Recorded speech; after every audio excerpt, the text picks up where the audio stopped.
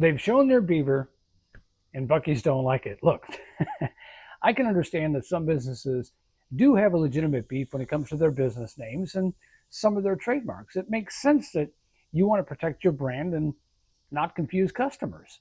And then there are simply silly lawsuits that really serve no purpose at all, except to make life difficult for smaller operators just trying to make a living, like Beaver's Mini-Mart in Beavercreek, Ohio.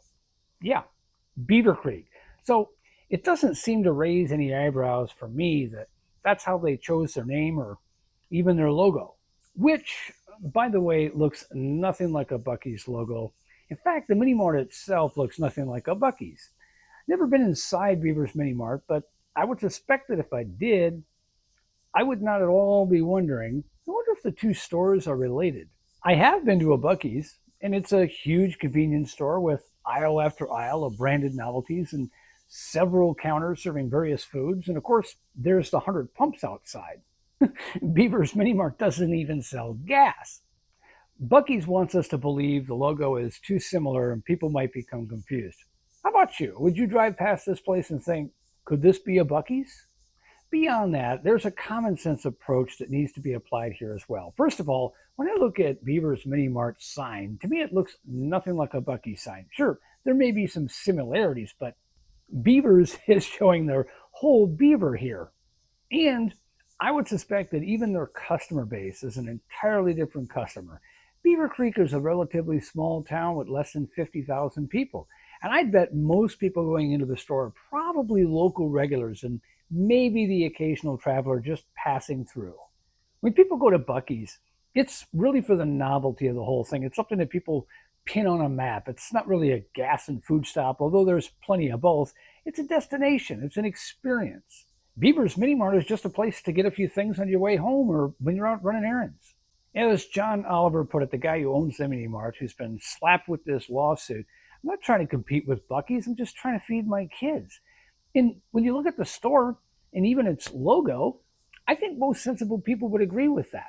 The problem is that a guy like Oliver now has to make a choice. Either lawyer up, endure untold costs to fight against a big chain, or capitulate and simply change his store name and sign.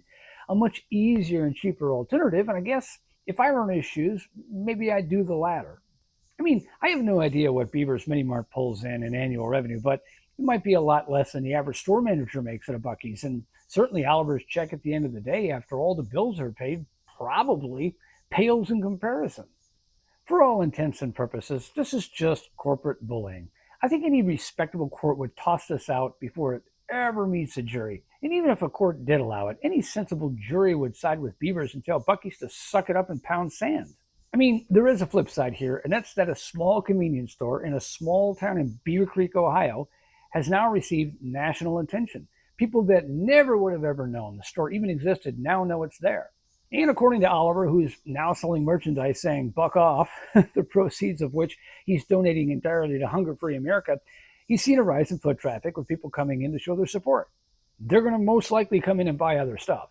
To me, the whole thing is just ridiculous. Look, at the end of the day, and I got nothing against corporate America, I think there's plenty of room for big and small players. And let's be fair here. Beaver's Mini Mart was where it is long before a Buc-ee's opened up a few miles away in Huber Heights. According to what I can find, Beaver's Mini Mart started its business in around 2017. Before that, it was a Circle K. But as Circle K does when it closes stores, it took out the pumps. And as I said before, Beaver's Mini Mart never installed new ones. Doesn't even have a single pump. Entirely different business, entirely different customer base, entirely different profile. They aren't even trying to be a Buc-ee's unless you have a pretty wild imagination. The name of the store is obvious based on where it is. And can you really trademark a beaver? I mean, sure, you can trademark a beaver character, and that's what Buc-ee's did, but now no one can use a beaver of any kind in their marketing?